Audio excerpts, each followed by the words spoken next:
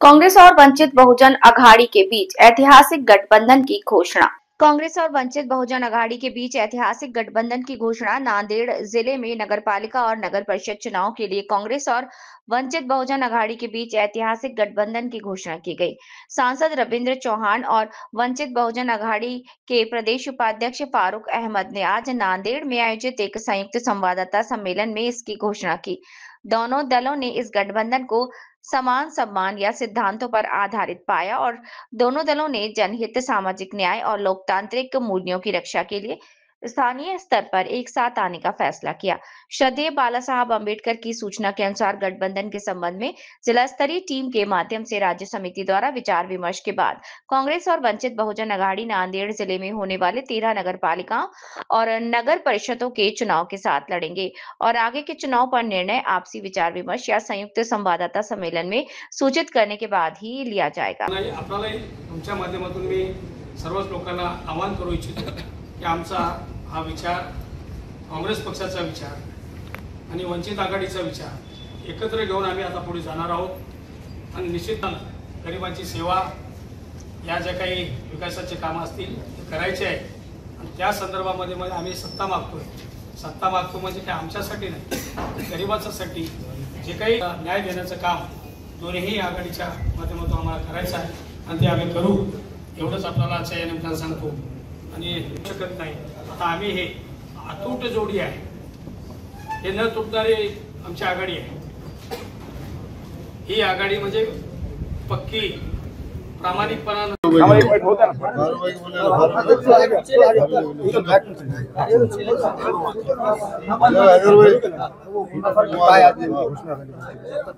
बहुजन हृदय सम्राट आदरणीय बाळासाहेब आंबेडकरांच्या आदेशानुसार जिल्हा पातळीवर काँग्रेस सोबत आघाडीचे अधिकार नांदेड जिल्ह्याला देण्यात आले होते। राज्य कमिटीच्या सोबत आणि त्यांच्या सूचनेनुसार वाटाघाटी झालेल्या आहेत। या वाटाघाटीनुसार आज वंचित बहुजन आघाडी आणि काँग्रेस पक्ष या दोन पक्षाची येत्या स्थानिक स्वराज्य संस्थेमधल्या 13 नगर परिषद नगरपालिकेच्या ज्या निवडणुका आहेत याच्या युतीची आघाडीची घोषणा आज आम्ही समान सन्मानाच्या आधारावर करीत आहोत।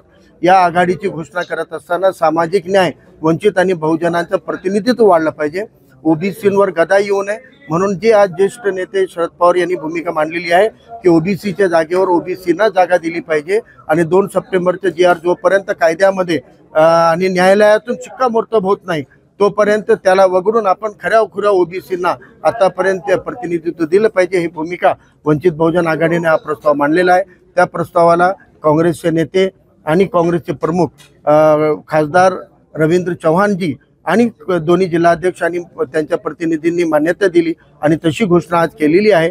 येणाऱ्या 13 नगर परिषद नगरपालिकेच्या निवडणुकांमध्ये धर्मांध आणि जातीवादी पक्षांना थारा मिळू नये, सेक्युलर विचारधारा, वंचित आणि बहुजनांचं प्रतिनिधित्व या 13 नगर परिषदेमध्ये निवडून आणण्याचं एक कॉमन ध्येय ठेवून आम्ही येत्या 2 डिसेंबरच्या मतदान होईपर्यंत एक दिलाने या 13 नगर परिषदेमध्ये ताकदीनं एकमेकाचे प्रतिनिधी जास्तीत जास्त निवडून आणण्यासाठी लक्ष्य समोर ठेवून काम करणार आहोत। जिल्हा परिषद आणि महानगरपालिकेमध्ये हा पहिला टप्पा आहे।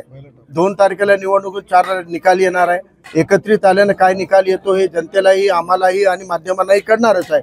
त्या अनुषंगाने निश्चितच येणाऱ्या जिल्हा परिषद, पंचायत आणि महानगरपालिकेमध्ये सुद्धा आम्ही सोबत आलं पाहिजे याच्या वाटाघाटी आमच्या सुरू आहे। पण तूर्त आमची जी घोषणा आहे ती 13 नगर परिषदेपुरती आहे आणि अपेक्षा करूया की वाटाघाटी जर सकारात्मक झाले, समान सन्मान जर राखला गेला तर निश्चितच जिल्हा परिषद महापालिकेसाठी स्वागतार्ह आहे। जागा वाटप अजून झालेलं नाही। वंचित बहुजन आघाडी आणि काँग्रेसच्या अनेक निवडणुकांमध्ये असं झालेलं आहे। पत्रकार परिषदा झाल्या आहेत, घोषणा झाल्या आहेत, मात्र जागा वाटपामध्ये विस्कटतं आणि त्यानंतर होत नाही। वंचित बहुजन आघाडीच्या स्थापनेपासून हा क्षण खूप ऐतिहासिक यामुळे आहे की वंचित बहुजन आघाडीच्या स्थापनेपासून पहिल्यांदा कोणत्या जिल्ह्यामध्ये काँग्रेस आणि वंचित बहुजन आघाडीच्या युतीची घोषणा आज झालेली आहे। त्यामुळे ही घोषणा 2 डिसेंबरचं मतदान होईपर्यंत दोन्ही पक्ष राखतील याचा विश्वास आम्हा दोघांनाही आहे। बरं, शेवटचा प्रश्न, यांनी सांगितलं की याचे घटक पक्ष ते जर तयार असले ते सोबत मग वंचितला हे मान्य आहे? बघा, काँग्रेसचा महाविकास आघाडी विधानसभेमध्ये होती स्थानिक स्वराज संस्थेमध्ये महाविकास आघाडी म्हणून अशी कोणती घोषणा काँग्रेसकडून झालेली नाही। वडेट्टीवार साहेबांची घोषणा आहे की मुंबईत स्वतंत्र लढणार आहोत आणि उद्धव ठाकरे आणि राज ठाकरे म्हणतात की आम्ही एकत्रित लढणार आहोत। त्यामुळे यांच्यामधलं जे संभ्रम आहे त्याच्याशी आम्हाला काही कन्सर्न नाही आहे, पण आम्ही जिल्ह्याचा विषय आहे म्हणून राज्याच्या महाविकास आघाडीचे जे कन्सेप्ट आणि आघाडी होती ते घटक पक्ष होते, ते जिल्ह्याचं जे नवीन समीकरण आता स्थानिक स्वराज संस्थेचं घडतंय त्यामध्ये सध्या तूर्त आमच्या हिशोबाने 2 पक्षांनी जाहीर केलेला आहे। पुढच्या वाटाघाटीमध्ये करायला तर आम्ही बघू।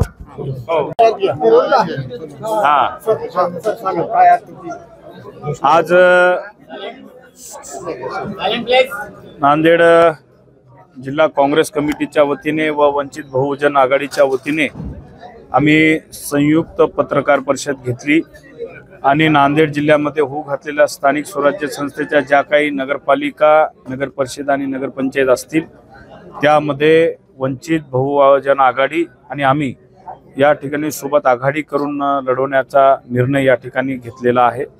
त्या अनुषंगाने आज इथं पत्रकार परिषदेमध्ये काँग्रेसने आपली भूमिका स्पष्ट केली आणि वंचितने च्या वतीने आमचे फारुख भाई यांनी भूमिका स्पष्ट केलेली आहे आणि निश्चितच ही आघाडी येणाऱ्या काळामध्ये आज जी काही निवडणुका होणार आहेत, सेक्युलर वोट या ठिकाणी सेक्युलर लोक एकत्र आले पाहिजे असा आम्ही ठराव घेतला आणि सेक्युलर विचारसरणी घेऊन एक नवीन सुरुवात आज नांदेड जिल्ह्यातल्या ज्या नगरपालिका होत आहेत त्याच्यापासून आम्ही सुरुवात करत आहोत आणि निश्चितच आम्हाला विश्वास आहे लोकांचाही कौल या सेक्युलर विचारसरणीच्या बाजूने राहील आणि ज्या काही पुढे भविष्यामध्ये ही सेक्युलर विचारसरणी आम्ही जिल्हा परिषद आणि महापालिकेमध्ये पुढे सुरू ठेवण्यासाठी आम्ही प्रयत्नशील आहोत। उद्धव बाळासाहेब ठाकरे पक्ष आणि राष्ट्रवादी सोबतची तुमची महाविकास आघाडी घटक पक्ष तुमच्या आघाडी निश्चितच ती महाविकास आघाडी आमच्या सोबतच आहे आणि त्यामध्ये आणखी वंचित आघाडीची त्यामध्ये भर पडल्यामुळं